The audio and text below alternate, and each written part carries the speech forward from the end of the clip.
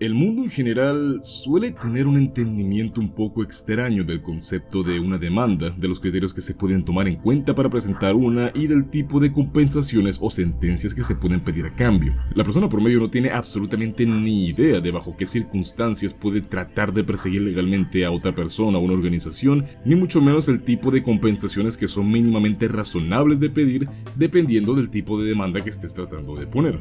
Haciendo que por lo general la gente trate de demandar a personas por motivos ridículos y por compensaciones estúpidamente gigantescas. Siendo así, históricamente hay listas gigantescas de personas que han presentado reclamaciones jurídicas por motivos directamente estúpidos y buscando obtener compensaciones ridículas. Como el tipo que demandó a Michael Jordan por supuestamente parecerse demasiado a él, el dueño de una boutique de antigüedades que demandó a personas sin hogar por dormir cerca de su tienda. O el proxeneta que demandó a Nike porque él apalizó a un cliente mientras utilizaba tenis Air Jordan para patearle la cabeza repetidas veces.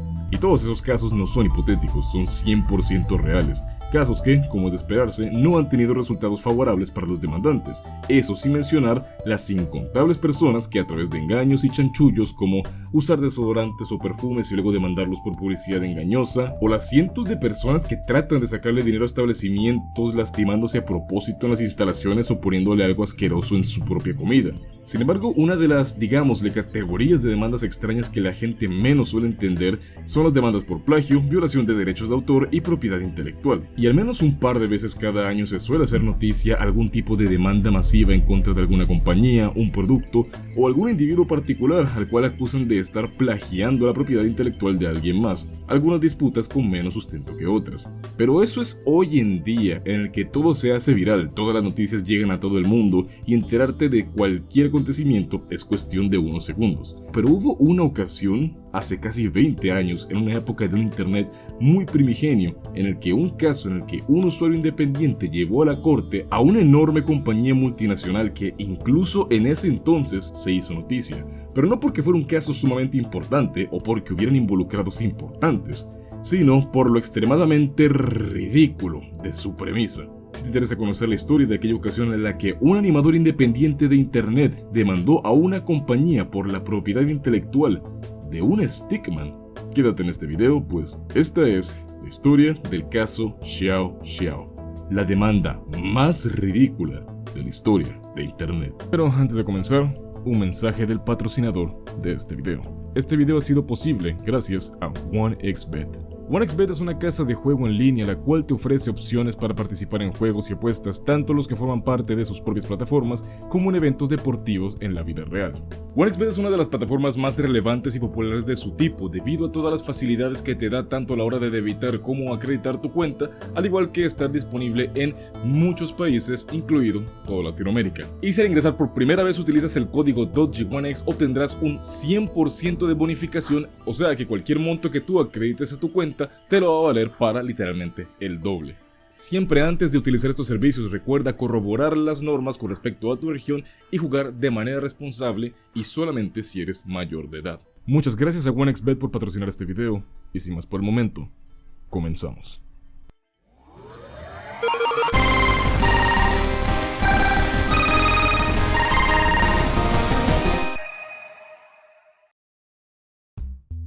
Para contar esta historia de forma adecuada es necesario viajar a finales de los años 90 y principios de los 2000, en la época de la llamada Web 1.0. Los primeros años de internet eran una experiencia de esas que simplemente tenías que estar ahí para poder entender la forma en la que se sentía. El nacimiento de los primeros grandes portales sociales, foros, entretenimiento, el mundo entero por primera vez a la mano de millones de personas simplemente necesitando una conexión y que no hubiera nadie usando el teléfono. Pero uno de los momentos clave en la popularización del internet fue en el año 1996, cuando se publicó por primera vez el software Miramax Flash, mejor conocido como simplemente Flash. Flash era un programa extremadamente versátil y en aquellas épocas tempranas fue una herramienta casi que infinita para quienes quisieran sacar provecho del internet primigenio. Herramientas y elementos para sitios web, aplicaciones y hasta videojuegos eran algunas de las creaciones que los usuarios de todo el mundo lograron traer a la vida gracias a este programa, llevando a que cientos de portales fueran creados expresamente para albergar creaciones hechas con Flash. Algunos tan conocidos y recordados como Miniclip, Armor Games e incluso algunos muy queridos en habla hispana como Frit, Y8 o Minijuegos. Pero de todos estos, el más grande, el más concurrido y sin dudas el más icónico que sigue en pie hasta el día de hoy fue Newgrounds, que a diferencia de la competencia, además de solo alojar videojuegos, ilustraciones y creaciones de miles de usuarios, también tenía un apartado de foro que lo hacía marcar la diferencia al incluir un fuerte elemento social. Pero aparte de todo esto, lo que no solo impulsó la popularidad del sitio, sino que tal vez incluso de esta cultura de arte creado con Flash, fueron las animaciones. Flash fue probablemente de las primeras herramientas que hacía el realizar animaciones lo suficientemente sencillo, entendible y accesible para absolutamente cualquier persona. La creación de Flash vino con el nacimiento de toda una generación de animadores independientes. Las animaciones de Flash hoy en día casi que se consideran un género por sí solo, y muchas de estas fácilmente tocan en la fibra de la nostalgia de quienes vivieron esa primera época del internet y que fueron pilares fundamentales para la proliferación de la animación independiente hoy en día. Y en medio de toda esta era dorada de la animación de Flash, hubo un tipo de animaciones que llamaron bastante la atención de muchos usuarios, los cuales se animaron a realizar sus propios trabajos por lo accesible que esta era: las animaciones Stickman. Literalmente animaciones hechas con figuras de palos. Y puede que dicho así no suene como la gran cosa, pero puede que el origen de esto sea que existían muchísimos tutoriales que utilizaban figuras de palos, y como eran personajes que no tenían detalles especialmente complejos y que no necesitaba que se redibujaran 1000 veces, pues permitía que la gente se enfocara más que nada en el movimiento de las figuras, y vaya que estas animaciones lo hacían. Muchos de los usuarios que se interesaron en crear animaciones de este tipo comenzaron a especializarse en animaciones frenéticas, con mucho movimiento y un gran impacto visual, siendo eso lo que se convirtió más adelante en las animaciones Stickman Fighting. Pero hubo un usuario que llegó a destacar de entre todos los demás, un usuario de Newgrounds que se presentaba simplemente como Tzu, quien el 19 de abril del 2001 publicó su video Xiao Xiao número 1, y la animación se volvió tremendamente viral por un uso creativo de la violencia y una animación rápida, errática y explosiva, pero realizada de manera magistral, y con cada subsecuente animación, Tzu subía el nivel de la producción, trayendo productos cada vez más ambiciosos, incluyendo elementos interactivos e incluso elementos en 3D, demostrando que Tzu en realidad era un animador increíblemente talentoso, y todo este reconocimiento ayudó a que Tzu solidificara la imagen del protagonista de su serie, Xiao Xiao, que significa literalmente pequeñín. Y a lo largo del año siguiente, Tzu y Xiao Xiao continuaron cosechando un gran reconocimiento en el mundo de la animación por internet, al punto en que, a pesar de que salieron muchas personas imitando el estilo de animación de Tzu, Xiao Xiao fue tan icónico que a lo que antes se le conocía como Stickman Fighting se le empezó a llamar estilo Xiao Xiao. El éxito del personaje Xiao Xiao fue tan extenso en Occidente, pero sobre todo en China, que de hecho se sabe que Tzu llegó a trabajar en 2 anuncios comerciales para la televisión, una para un centro comercial llamado City Plaza en China y el otro para la marca de cerveza Heineken, junto con la película Matrix Reloaded, ambos realizados en 2003. Sí, Heineken, Matrix y un muñeco de palos. No estoy seguro por qué. Pero todo esto parecía indicar que Tzu de hecho estaba aprovechando su éxito en línea y como animador, y estaba generando ingresos gracias a esto. De hecho se sabe que en esta época Tzu estaba preparando una suerte de antología en donde entraba en el lore y la historia de Xiao Xiao. Pero todo lo que Tzu estaba preparando y todo lo que tenía planeado para el futuro tendría que ser puesto en pausa ese mismo año. Pues en 2003, Nike publicó una campaña publicitaria llamada Nike Freestyle, la cual incluía figuras relevantes del deporte en aquel entonces como Ronaldinho, pero más importante en este caso, un personaje al que simplemente se le llamaba Stickman. La campaña en su momento fue bastante exitosa y pegó con la gente de manera bastante positiva, pero el que no la recibió de tan buena manera fue Tzu. Tzu se enteró de los comerciales a través de la página de noticias sina.com.cn, y la primera conclusión a la que llegó al ver los comerciales es que Nike estaba infringiendo en sus derechos de propiedad intelectual y que estaban plagiando a su personaje original, Xiao Xiao, para vender tenis. Recordemos que estamos hablando de esto, ¿verdad? Fue entonces que Tzu contactó con un abogado al cual le dijo que Nike estaba plagiando el concepto y la apariencia de su personaje Xiao Xiao, además de decirle que este era un personaje registrado en China. Y después de analizar todas las pruebas que Tzu le presentó, él le aconsejó que siguiera con la demanda, que siguiera con la protección de la integridad de su propiedad intelectual y que llevara el caso a la corte. Y el cabrón de verdad lo hizo. En julio de 2004 se presentó el caso ante la Corte de Justicia de China, en donde Zhu Zixiang, de 24 años y creador del personaje de Xiao Xiao, demandó a Nike por haber infringido su propiedad intelectual y plagiar su personaje, exigiendo una compensación de 2 millones de yuan, o aproximadamente $240,000 de la época. La noticia comenzó a hacerse eco en los medios de comunicación chinos y luego en todo el mundo, y después de eso, en la comunidad de Flash de Newgrounds. Y realmente la mayoría de usuarios recalcaban lo obvio, que es lo que yo y probablemente tú también estás pensando: ¿cómo carajos le puedes poner derechos de autor a una figura de palos? Sin embargo, muchos a su vez realmente deseaban que Zhu llevara el caso a la corte y que de hecho ganara, no porque su reclamo tuviera algún tipo de validez legítima, sino solamente porque querían ver que un usuario particular demandara y le lograra sacar dinero a una megacorporación, que es algo que realmente suele pasar muy seguido en todo el mundo.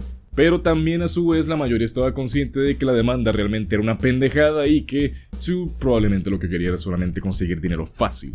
Y miren, estoy consciente de que ese tipo de casos suelen pasar bastante seguido, bueno, no bastante, pero relativamente seguido, en el que un usuario particular demanda a una empresa grande por estar plagiando su propiedad intelectual, y en muchos casos de verdad suelen ser plagios, algunos bastante descarados. Y en estos casos por lo general los demandantes suelen tener el favor del público en general porque, pues supongo que la mayoría tenemos ya esa tendencia a simplemente querer cagarnos en las megacorporaciones. Pero de nuevo, en este caso estamos hablando de una puta figura de palos. Pero a pesar de todo esto, de hecho, Zhu consiguió que le aceptaran el caso y al final terminó llevando a Nike a la corte.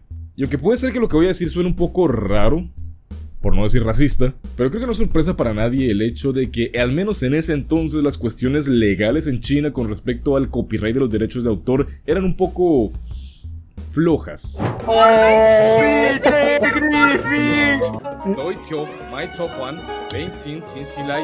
No mames, Doji, ahí hay como 2 letras y sacaste una puta Biblia ahorita. ¿Saben, gente? La mejor ropa interior para gordos, que es el 99,99% del fandom de Perfectos Desconocidos. Aunque bueno, más que flojas diría que son ambiguas en algunos aspectos, o bueno, por lo menos lo eran en ese entonces. Y los argumentos que Zhu y su abogado utilizaron para apoyarse, en este caso de Xiao Xiao, eran... A ver, coño, por lo general trato de ser lo suficientemente amable en estos videos para que no parezca que estoy siendo imparcial, pero coño, esto me supera, eran putamente ridículos. El abogado de Zhu reclamaba que de parte de Nike quisieron apropiarse de la imagen de Xiao Xiao porque este era popular entre la gente joven y querían apelar a un público juvenil. Entonces, que al utilizar un personaje tan similar, esto llamaría la atención de esa demográfica. Básicamente, Zhu y su abogado plantearon su caso como si un personaje chino popular de caricatura estuviera siendo robado por una gran corporación occidental para su ganancia monetaria. Irónico. Y si bien podemos estar de acuerdo que en ese entonces Xiao Xiao era más o menos popular entre la gente que consumía animaciones de Flash, tampoco no me jodas, no es Goku o algo por el estilo. Apenas hoy en día se puede decir que han habido animaciones de corte independiente que legítimamente dejan una marca significativa en la cultura popular de la época en donde estas fueron importantes. Y querer implicar que una animación de nicho dentro de otro nicho en un país en concreto fue lo suficientemente culturalmente importante como para que una multinacional se viera orillada a tener que robar el concepto y la apariencia de un muñeco de palos, eso ya no es delirante, eso es directamente esquizofrenia. Incluso para el caso, en ese entonces, el haber incluido a Ronaldinho en los comerciales era algo que apelaba muchísimo más a la población joven que haber incluido a Xiao Xiao. Pero lo peor del caso no es eso. Lo peor del caso es que esa mamahuevada de hecho les funcionó. Zhu argumentaba que el uso de Nike del personaje había comenzado a generar confusión en la gente entre el Stickman de Nike y Xiao Xiao, además de que gracias a los comerciales había perdido el trato con la editorial que iba a publicar su libro con la historia de origen de Xiao Xiao, y que incluso personas en línea habían acusado a Zhu de ser él quien había plagiado la idea de Nike. Pero Nike todo esto le supo a mierda, porque su defensa fue literalmente presentar 18 instancias de uso de figuras de palos en la vida cotidiana: semáforos, baños públicos, señales de tránsito, incluso al extremo de utilizar como ejemplo pinturas rupestres. El detalle es que en 2004 las leyes chinas definían propiedad intelectual como una creación original con creatividad. ¿Y qué significa eso? Pues sabrá el diablo, ya les dije que esas cosas en ese entonces eran muy ambiguas. Y Nike terminó de rematar la acusación de Zhu con, y cito, Es evidente que el demandante pretende promocionarse a sí mismo y a sus trabajos en Flash, acusando a una compañía multinacional de infringir su propiedad intelectual, diciendo que básicamente Chiu estaba haciendo esto solo por dinero o, en su defecto, reconocimiento y exposición. Pero la respuesta a esta cuestión fue descrita por el periodista Simon Deng, quien cubría esta historia hasta este momento. Y él definiría el concepto de originalidad como la diferencia entre un concepto y la interpretación artística de ese mismo concepto. Como por ejemplo, un cráneo. Tú no puedes adueñarte de la propiedad intelectual de un cráneo por sí mismo, porque es algo que desde su concepción no le pertenece a nadie, está en la naturaleza. Sin embargo, si tú le das una interpretación diferente, lo usas tal vez como la base para crear algo más o lo impregnas de una esencia que lo vuelva diferente pero sobre todo reconocible, entonces ahí ya cruzaste la línea entre la idea de un cráneo y la representación artística de uno. Claro, al menos bajo esta descripción. Tsui y su abogado insistían que lo que ellos verdaderamente querían proteger era la esencia, el significado y el peso de la marca y el personaje de Xiao Xiao. Claro, el punto de inflexión siempre fue la similitud en la apariencia física de ambos personajes, pero lo verdaderamente importante era lo que estos significaban y representaban. En este caso, ellos aseguraban que la acción, el dinamismo y el movimiento frenético era lo que asemejaba a el Stickman de Nike y a Xiao Xiao, y lo que los diferenciaba a los dos de todos los demás ejemplos de figuras de palos en el mundo. Y por mucho que yo esté tratando de darle sentido a la demanda para fines periodísticos, digámoslo de alguna forma, siento sinceramente que mientras más lo explico, más ridículo suena. Pero lo que terminó siendo el factor definitivo para la demanda fueron aquellos elementos que el personaje de Xiao Xiao tenía que otras figuras de palo no necesariamente, como tener pies y extremidades redondeadas, características que el Stickman de Nike también tenía. Y siendo así, basado en todo lo que te acabo de contar, el 29 de diciembre de ese 2004, la Corte Intermediaria del Pueblo de Beijing falló a favor de Zhu Qijian y su personaje, Xiao Xiao. Y aunque la suma original de $240,000 no fue aceptada por la corte, Nike sí se vio en la obligación de pagar $36,000 a Zhu en compensación y honorarios junto con una disculpa pública. Y estas noticias rápidamente llegaron a Newgrounds y otros rincones del internet. Y aunque de nuevo hubieron muchas personas que se alegraron de ver cómo una megacorporación era derribada en corte por un usuario particular que encima era miembro de su comunidad, la pregunta imperante de casi todo el mundo fue: ¿cómo diablos lo lograron?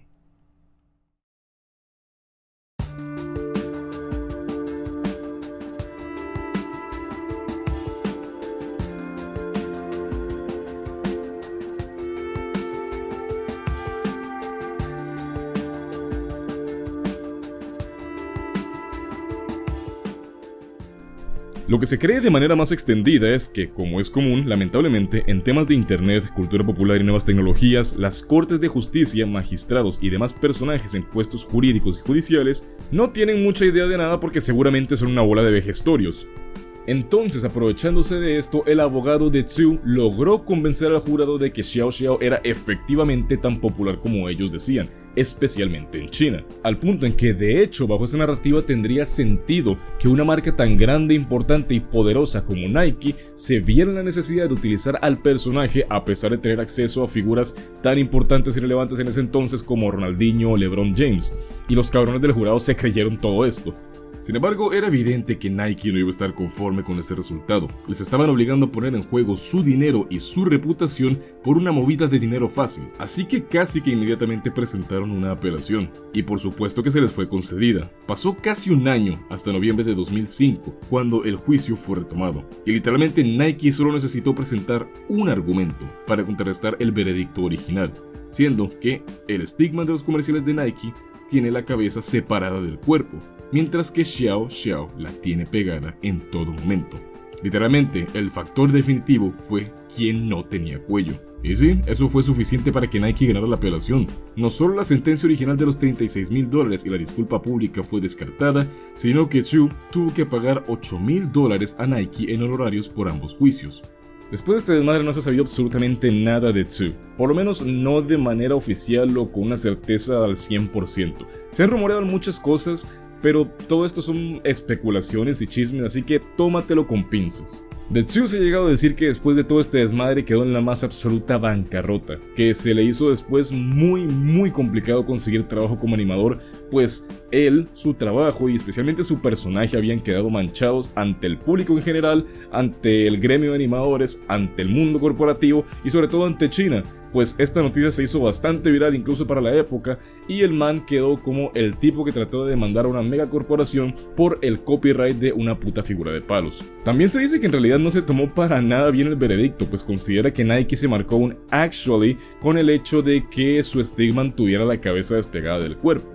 Pero, siendo justos, creo que es razonable pensar que si nos vamos a poner a hablar de la propiedad intelectual de una figura de palos, está bien ponerse un poquito quisquillosos.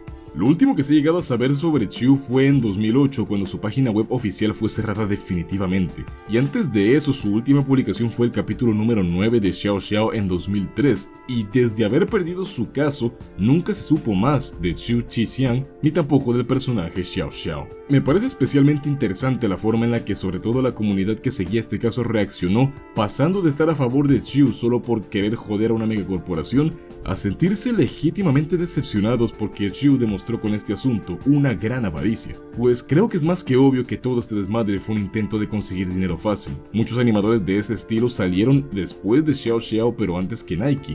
¿Por qué entonces nunca fue por ninguno de ellos? Porque por supuesto sería mucho más fácil sacar una cantidad de dinero decente de una gran corporación que de usuarios particulares. Y todo este asunto es peor incluso cuando tomamos en cuenta que Chu ni siquiera fue el creador del estilo Stickman Fighting. Y sinceramente siento que historias como estas son la epítome de la forma en la que una persona promedio no entiende la complejidad ni las implicaciones de los procesos judiciales de ningún tipo, básicamente. Es como el típico amigo que te dice que va a comenzar a usar desodorante Axe y si no consigue muchas mujeres los va a demandar por publicidad engañosa, o el que dice que se va a hacer accidentar para demandar a una institución por daños y lesiones. En este caso fue aún más ridículo todavía, porque Xiu y su abogado, que cabe añadir que solo quedó como un tipo terriblemente inescrupuloso, trataron de hacer el equivalente a demandar a un famoso por parecerse a ti. Y sinceramente, si eso hubiera pasado un poco más en el futuro, este caso hubiera sido mucho más mediático y probablemente a Xiu se le hubiera hecho mucho más difícil huir del ridículo que hizo. Y siendo sincero, la verdad es de las pocas ocasiones en las que no me da la cabeza para sacar una moraleja o una reflexión a esta historia. La historia de Chu y Xiao Xiao es simplemente la reflexión de alguien que, ya sea por ego, ignorancia o codicia, se metió en un desmadre que él mismo creó y en el cual terminó perdiendo todo lo que había construido. El hecho de que hubiera desaparecido de internet después de la demanda es un indicativo de que haber perdido el caso probablemente le costó todo lo que tenía y todo lo que había podido ser una carrera prometedora, se la acabó él mismo en una sola movida estúpida. Esta fue la demanda más ridícula de la historia de internet.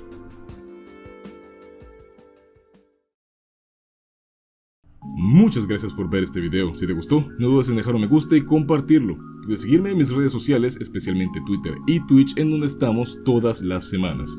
Yo solamente quería jugar un puto juego, pero la gente me sexualiza y me objetifica. ¿Qué es esto, man? Yo no sabía que servitud era esto. ¡Ay, hueputa! ¡Ay!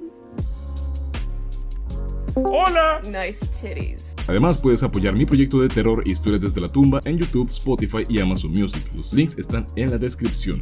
Además, también quiero comentarles que voy a estar asistiendo al evento Connector Day Costa Rica 2024 el 24 y 25 de agosto. Y si tú planeas asistir al utilizar el código DODGI2024 a la hora de comprar tus entradas, puedes obtener un 5% de descuento. Suscríbete si no lo has hecho. Y como siempre, yo soy Dodgy. Hasta la próxima.